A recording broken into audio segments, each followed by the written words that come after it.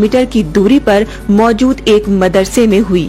एक दीनी मदरसा है जामिया दारुस्सलाम मुरादाबाद 25-30 किलोमीटर के फासले पर, तो वहाँ मेरी दीनी तालीम हुई।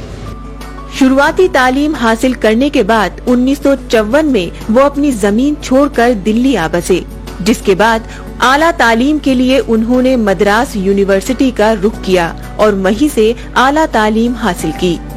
इसके बाद अंग्रेजी में तालीम हासिल करने की दिलचस्पी पैदा हुई, जिसके लिए उन्होंने अलीगढ़ मुस्लिम यूनिवर्सिटी का रुख किया और वहां से अंग्रेजी में ग्रेजुएशन की डिग्री हासिल की। मद्रास यूनिवर्सिटी से फारसी में मुंशी फाजिल किया, जिसे आप ग्रेजुएशन कह सकते हैं, एमए भी कह सकते हैं। फिर मैंने अलीगढ़ से बीए भी किया इंग्लिश में। उमरी साहब बताते हैं कि उन्हें यहाँ के मदरसों में बेहद काबिल और माहिर उस्ताद मिले, जिनकी बदौलत वो जमात-ए इस्लामी हिंद से जुड़े। मेरे जो उस्ताद थे उसमें कुछ नॉर्थ इंडियंस में थे, कुछ साउथ इंडिया के भी थे। वो सब कुरान हदीस के माहिर थे। उसमें कुछ लोग ऐसे भी थे जो जमात इस्लामी से मुताल्लिक थे, उनके जरिए जमात से मेरा ताल्लुक पैदा हुआ। अलीगढ़ में जमात इस्लामी हिंद के लिए एक अच्छा वक्त गुजारा। यहाँ जमात इस्लामी हिंद की खिदमत के बाद उन्होंने दिल्ली का रुख किया और आज भी दिल्ली में कायम है। अलीगढ़ में 26-27 साल रहा और यहाँ 10-12 साल से यहाँ हूँ, बल्कि इससे ज्यादा अरसा यहाँ गुजर गया है। वो शुरू से ही लिखने और पढ़ने के बेहद शौकीन रहे हैं। यही वजह रही कि जमात इस्लामी हिंद के तमाम लिखने पढ़ने के कामों का जिम्मा उन्हें ही सौंपा जाता है। बुनियादी तौर पर मुझे शुरू ही से कुछ लिखने पढ़ने के काम से दिलचस्पी रही। मैंने जमात ने जब महसूस किया कि मैं ये काम कर सकता हूँ, तो मुझे इसी काम में लगा लिया गया। जलालुद्दीन साहब 1960 से जमात में तमाम मुख्तलिफ ओहदों पर फाइज रहते हुए अपनी काबिलियत का सबूत दिया है। यही वजह है कि उन्हें दोबारा अमीर जमात के ओहदे पर फाइज किया गया। मैं तकरीबन 20 बरस तक मुख्तलिफ सिराजुल हसन साहब और अब्दुल हक साहब के जमाने में मैं नायब अमीर रहा।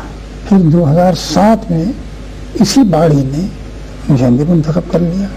वो मुंसिफों के खानदान से ताल्लुक रखते हैं।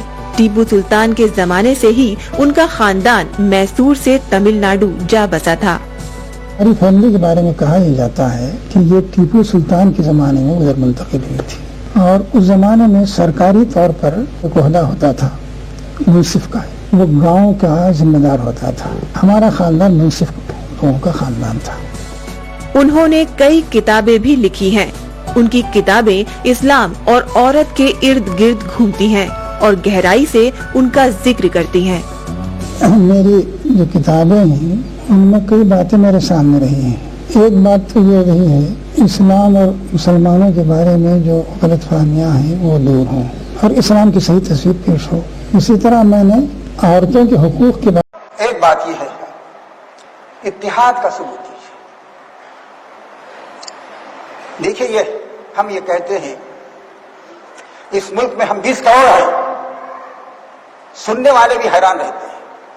20 करोड़, सारे अरब ममालिक को शुमार कर लिया जाए तो वो इसके आधे नहीं होते, 1/4 नहीं होते। 20 करोड़ हैं आप, जहां कहीं जिक्र कीजिए तो हैरत के साथ सुनते हैं। लेकिन ये कहना भी गलत नहीं होगा 20 टुकड़ियों में, 20,100 टुकड़ियों में, 20,000 टुकड़ों में आप बटे हुए हैं। हालांकि कुरान कहता है कि तुम्हारा वजन तो इत्तिहाद में है तुम्हारे,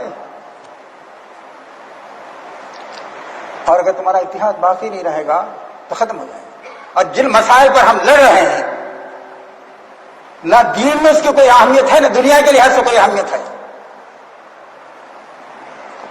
क्या नमाज के मसाइल हैं?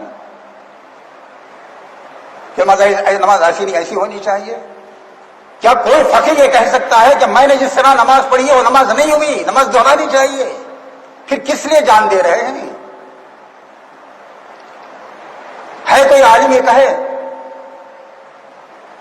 कि तुमने जिस तरह नमाज पढ़ी है या पढ़ाई है नमाज नहीं हुई तुम्हारी, दोहरा लो? हरगिज़ नहीं कहेगा।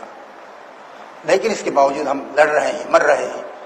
तो कुरान कहता है कि अपने आप का इत्तिहाद का सबूत दो। अगर नहीं करोगे तो खत्म हो जाओगे।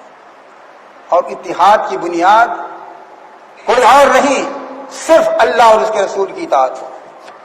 अल्लाह का हुक्म है, सर झुकाएंगे। اللہ کے رسول کا حکم ہے سر جھکائیں گے.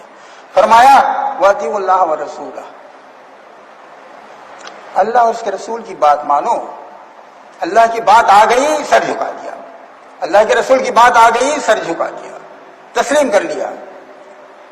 کہا اللہ کے اور اس کے رسول کی اطاعت کرو. ولا تنازعوا، آپس میں لڑائی جھگڑے میں نہ پڑو، تمہاری نزاعت تمہیں تباہ کر دیں گے. فتفشلوا، کمزور پڑ جاؤ گے. وہ تذهب ريحكم، تمہاری ہوا اکھڑ جائے گی. قسم خدا کی ایسا معلوم ہوتا ہے کہ قرآن آج بول رہا ہے. اتنے کروڑوں کی تعداد میں رہنے کے باوجود آپ کی ہوا باقی ہے. کوئی وزن دے رہا ہے آپ کو؟